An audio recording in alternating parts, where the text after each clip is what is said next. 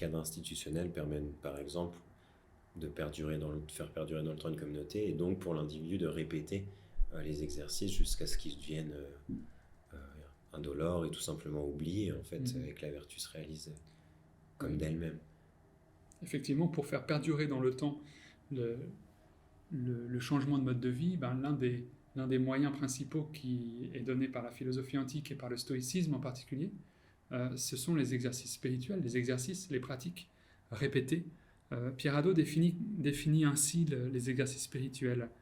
Il dit ceci: c'est une pratique susceptible de provoquer une transformation d'ordre existentiel et moral dans le sujet qui la pratique.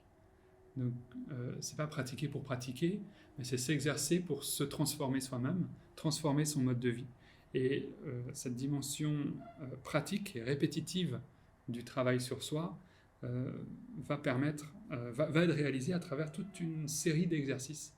Je pourrais vous en citer quelques-uns, mais je ferai d'abord le parallèle entre l'exercice physique et puis les exercices spirituels. Pour reprendre l'expression de Pierre. La figure de l'athlète est mobilisée, vous mentionnez Saint Paul par exemple, mais aussi par des philosophes. Oui, tout à fait. Et là, je citerai un fragment d'Épictète qui me semble assez intéressant pour comprendre cette nécessité de l'exercice et puis le parallèle qu'ils font entre pratique du corps et puis pratique plus existentielle. Ceux dont le corps est en bonne condition physique supportent la chaleur ainsi que le froid.